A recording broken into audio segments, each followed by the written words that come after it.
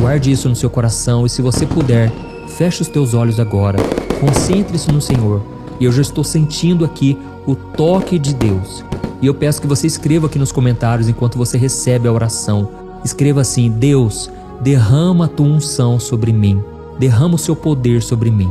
E Deus certamente honrará a sua fé. Aleluia. Vamos orar. Senhor, meu Deus e meu Pai, nós nos colocamos humildemente na tua presença, Senhor, porque precisamos de paciência. Às vezes, meu Pai, nós queremos desistir. Nós lembramos, Pai, que as situações estão difíceis e a gente pensa em desanimar. Mas, Senhor, neste momento queremos nos lembrar daquilo que nos dá esperança, Senhor. Ó Deus, eu creio que o Senhor está cuidando de nós. Nos ajude, meu Pai, a ouvir a tua palavra e obedecer. Nos ajude a ter mais fé, a acreditar que tudo é possível àquele que crê e àquele que espera no Senhor até o fim. Senhor, mesmo que demore, nós não vamos mais desistir, porque nós sabemos que o Senhor é fiel e o Senhor vai cumprir as tuas promessas na hora certa. Pai, entregamos a ti as nossas preocupações, nossas ansiedades, aquilo que agora está roubando a nossa paz. E te pedimos, Senhor, uma orientação para cada passo que nós dermos. Senhor, não queremos mais tomar atitudes erradas, não queremos mais devolver na mesma moeda. Queremos ser parecidos com Jesus, que mesmo sendo ofendido, maltratado, humilhado, Ele demonstrou amor, paz, perdão. Senhor, dá-nos dessa serenidade. Derrama da mesma graça que estava sobre o seu Filho Jesus. Derrama sobre nós, Senhor, porque nós temos dificuldades em perdoar. Nós temos dificuldade em acreditar que as coisas boas podem acontecer conosco. Senhor, meu Deus, eu te louvo e te agradeço porque, através desses momentos de oração, milhares e milhares de pessoas têm sido transformadas, Pai. Não é por mim, não é por causa da minha pessoa, mas é por causa da obra do Senhor. É por causa da unção do Espírito Santo que foi derramada sobre mim e sobre a vida dessas pessoas. Pai, eu estendo as minhas mãos agora e eu repreendo toda obra maligna contra a vida dos teus filhos, que tem impedido o crescimento, que tem atrapalhado, que tem roubado a paz dessas pessoas. Eu cancelo em nome de Jesus e eu declaro a bênção do Senhor. Eu declaro a paz, a alegria da salvação, Senhor. Venha sobre essas pessoas agora. Que essa pessoa venha ter um dia abençoado, um dia cheio da tua presença. Em nome do Senhor, Pai, neste momento eu te peço, abre portas de emprego, Senhor, portas financeiras. Pai, que essa pessoa venha ter sabedoria para conduzir aquilo que o Senhor está colocando na mão dela. Que ela venha ter sabedoria, discernimento, muita tranquilidade para não deixar com que as bênçãos ocupem o lugar no seu coração. Pai, nós te devolvemos tudo que o Senhor tem nos dado. Te agradecemos por tudo, Senhor, e te pedimos, dá-nos da tua paz, que excede todo o entendimento. Em nome de Jesus nós oramos e te agradecemos. Amém.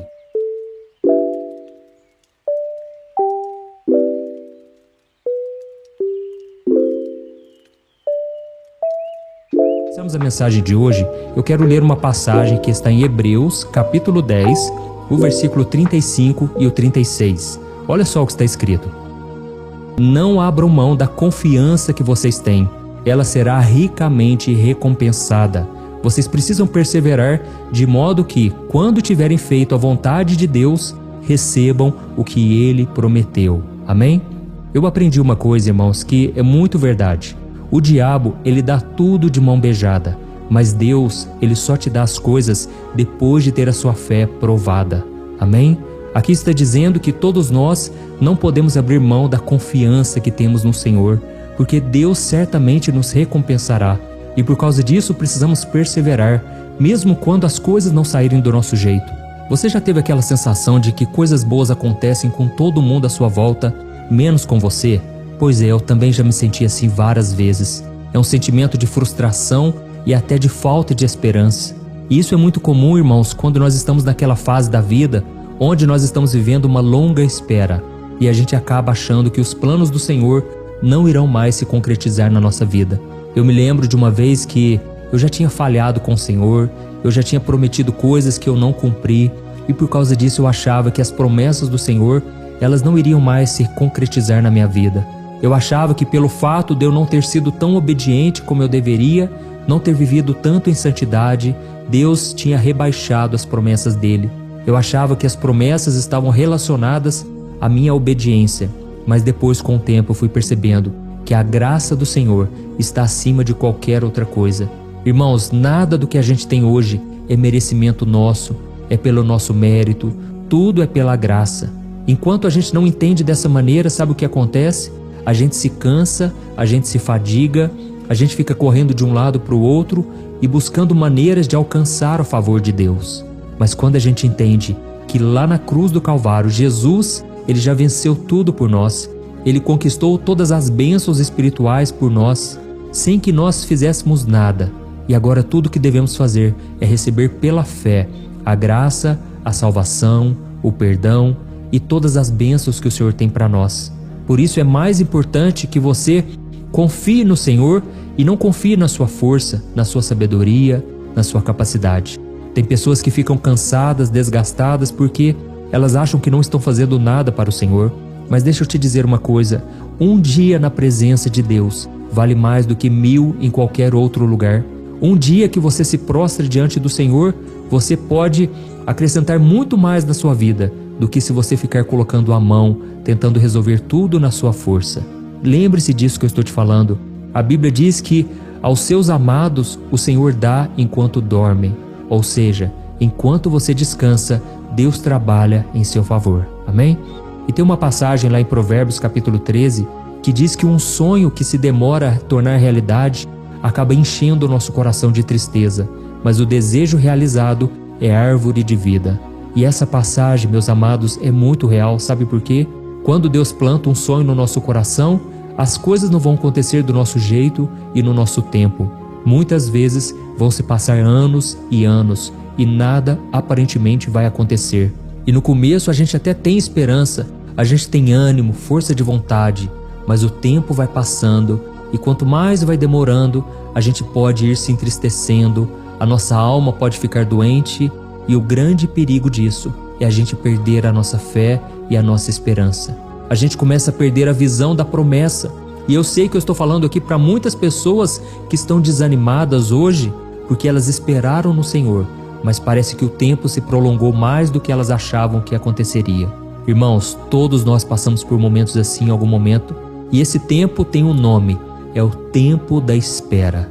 Talvez você está esperando uma resposta de algo que você já tem orado há muito tempo, ou você está aguardando o cumprimento de uma promessa que Deus te fez, mas ainda não se cumpriu. Pode ser um futuro marido, uma futura esposa, pode ser o aumento no seu salário, a melhora de uma qualidade de vida, a cura de uma doença, ou então a oportunidade de crescimento dentro da sua profissão. Não importa o que seja, se Deus te prometeu algo, se você recebeu uma palavra do Senhor, confie. Deus é fiel. Amém? Esperar não é fácil, é difícil na verdade, principalmente quando o tempo de Deus não corresponde ao nosso. E é nesse momento, irmãos, que precisamos aprender a confiar no Senhor, porque como lemos aqui no começo do vídeo, a confiança no Senhor será ricamente abençoada, recompensada. Glória a Deus. Irmãos, a Bíblia diz no Salmo número 1 que o homem e a mulher de Deus é como uma árvore plantada à beira de um rio, que dá fruto no tempo certo e as suas folhas não murcham. Mas assim como toda árvore espera o ciclo das estações para florir, para dar frutos, nós também precisamos aprender a esperar, a confiar no tempo do Senhor. Amém? Pense em um agricultor que precisa plantar sementes no seu campo. Pensa aí, ele prepara a terra, ele semeia e depois ele precisa esperar, não é verdade? Ele sabe que a semente precisa de tempo para germinar, crescer e produzir frutos. E se ele ficar impaciente e decidir cavar o solo para ver se a semente está crescendo, sabe o que vai acontecer? Ele pode destruir o processo de crescimento que estava acontecendo debaixo da terra, naquele lugar que ninguém vê, e ele poderia perder todo o trabalho que ele teve. Irmãos, na nossa vida espiritual não é diferente, funciona da mesma maneira. Quando Deus coloca uma promessa no seu coração, é como uma semente que está sendo plantada. Precisamos regar ela, precisamos cuidar dessa semente, que no caso é uma promessa do Senhor.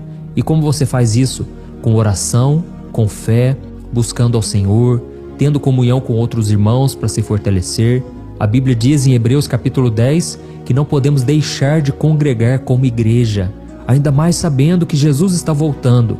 Irmãos, não podemos deixar o convívio com essas pessoas. Busque se unir com pessoas de Deus. Como é maravilhoso nós nos reunimos aqui todo dia, não é verdade? Eu me sinto fortalecido porque aqui nós fazemos parte do corpo de Cristo. É a igreja do Senhor que está reunida para ouvir a palavra, para ter um momento de comunhão através da oração. Então não deixe esses momentos acabarem. Essa corrente tem crescido a cada dia e eu louvo ao Senhor pela sua vida, mas também porque vocês têm compartilhado. Quando você envia esta oração nos grupos de WhatsApp, por exemplo, você está se permitindo ser usado pelo Senhor e Deus certamente te recompensará. Glória a Deus. Esse versículo que nós lemos no começo desse vídeo, irmãos, ele pede para a gente perseverar, não desistir, mesmo quando as coisas parecem demorar. E eu falo isso porque eu já passei por esses momentos. Eu me lembro quando eu conheci a Thaís, eu falo muito sobre ela, né? Porque foram momentos desafiadores, irmãos. O tempo de solteiro é um tempo tão difícil. Eu me lembro que uma vez eu comentei com uma pessoa que eu estava esperando no Senhor e que eu decidi me guardar para essa pessoa, sexualmente falando, sabe?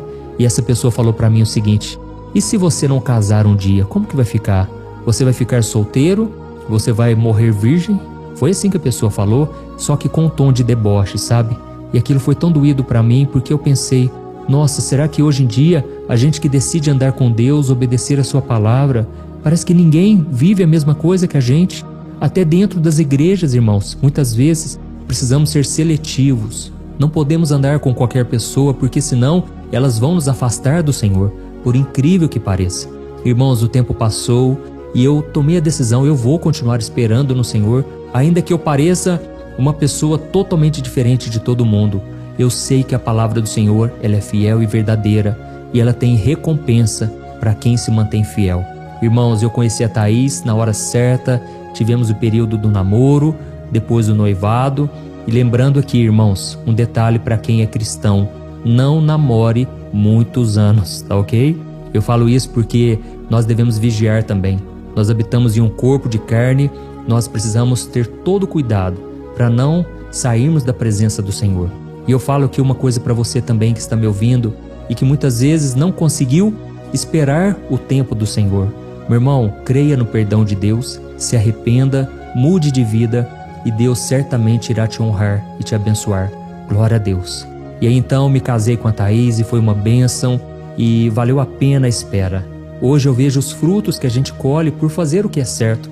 E a minha esposa, que na época era minha namorada, ela sempre dizia uma coisa que é verdade: vamos fazer certo que vai dar certo. Então faça isso, irmãos, faz certo que dá certo, tá bom?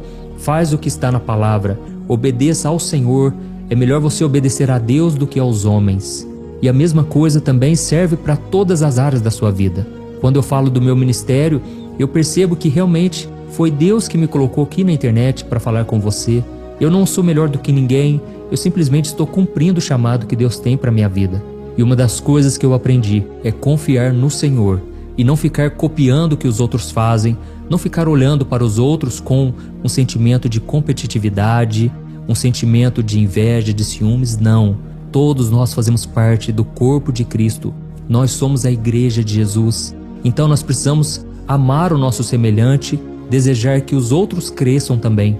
E quando eu vejo mais pessoas orando aqui na internet, outros pastores fazendo, eu fico feliz porque mais pessoas estão sendo abençoadas. E se você está aqui no meu canal é porque certamente você tem sido alimentado pela palavra. E essa é a maior recompensa que eu tenho, saber que vocês estão crescendo espiritualmente. Amém? Irmãos, nós já vamos orar e, como eu disse para vocês, não é fácil o tempo da espera. O tempo do silêncio de Deus, como é difícil, não é verdade? Você que está me ouvindo aqui, talvez seja porque você está nesse processo e aí você quer um refúgio, um consolo, mas saiba que não existe lugar melhor para se estar do que no centro da vontade de Deus. Aleluia. Eu me lembrei aqui, irmãos, de José. Todo mundo conhece a história dele e aquele sonho que Deus colocou no coração dele de que um dia toda a sua família iria servi-lo.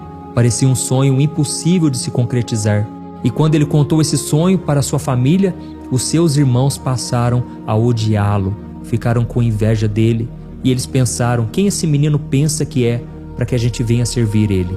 Irmãos, Deus colocou aquele sonho no coração de José porque Deus conhecia o futuro e Ele sabia que um dia a família de José passaria necessidade e um dia Deus levantaria aquele menino para suprir as necessidades da sua família.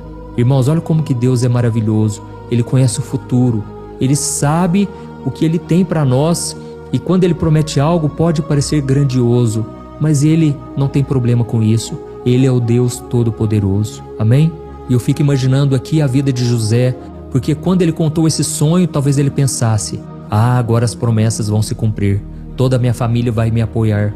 Mas foi exatamente o contrário. Os seus irmãos o lançaram no poço, depois retiraram ele daquele lugar, daquele buraco, e venderam ele como escravo para Faraó. Irmãos, diante de tanto sofrimento, José estava agora numa família nova, numa terra distante, e se isso não fosse o bastante, a esposa de Potifar tentou seduzir José, e Potifar era um oficial de Faraó. Aquele homem tinha autoridade, tinha poder, e José não quis se deitar com a mulher porque ele estava decidido a viver em santidade. Ele estava decidido a viver em obediência, e foi então que aquela mulher acusou José injustamente, dizendo que ele é quem tinha tentado agarrar aquela mulher. Ele então foi preso, foi abandonado na prisão, ele foi esquecido por todos. E teve um momento ali na prisão em que o padeiro de Faraó e o seu copeiro, eles tiveram que se apresentar diante de Faraó. E José então vira para eles e diz: olha, no dia que vocês estiverem diante de Faraó, lembrem-se de mim, por favor, fale de mim para ele. Irmão, sabe o que aconteceu? Aqueles homens se esqueceram de José. E demorou-se mais 2 anos com José sozinho na prisão, mas era necessário, sabe por quê? Porque naquele momento Deus estava mostrando para José que não era nenhum ser humano que iria completar aquela obra. Não era mérito de ninguém, seria o próprio Deus que levantaria aquele jovem e tornaria ele o governador do Egito. Então, na hora certa, Faraó teve um sonho, Deus revelou esse sonho para José, e a partir daquele momento, Faraó, da noite para o dia, honrou aquele menino e ele se tornou governador do Egito. O fato dele ter se tornado governador deu-lhe a capacidade de socorrer os seus irmãos. Só que naquele momento ele não jogou na mesma moeda, ele não acusou seus irmãos, pelo contrário, abraçou todos eles e liberou o perdão. Aleluia! Irmãos, nós precisamos entender uma coisa: Deus vai nos exaltar, Ele vai nos colocar numa posição de honra, não para governar sobre as pessoas, mas para servir as pessoas, para mostrar para elas o que Jesus fez por nós. Porque a Bíblia diz em Gálatas capítulo 6, que se nós carregarmos os fardos pesados uns dos outros, assim estaremos cumprindo a lei de Cristo. Amém? Porque a lei de Cristo é o amor, e foi isso que Ele fez por nós lá na cruz. Ele carregou os nossos fardos. Aleluia! Eu sei que Deus falou com muitos de vocês aqui, por isso eu quero ler só mais um versículo e nós já iremos orar em seguida. Amém? Está lá em Lamentações capítulo 3, o versículo 25 e o 26. Olha o que está escrito: o Senhor é bom para com aqueles cuja esperança está nele, para com aqueles que o buscam. É bom esperar tranquilo pela salvação do Senhor. Glória a Deus. Aleluia, meu amado e minha amada. Deus está vendo as suas lutas, então não se deixe enganar. O diabo, ele vai te dar tudo de mão beijada, mas Deus só vai te dar depois de ter a sua fé provada, tá ok?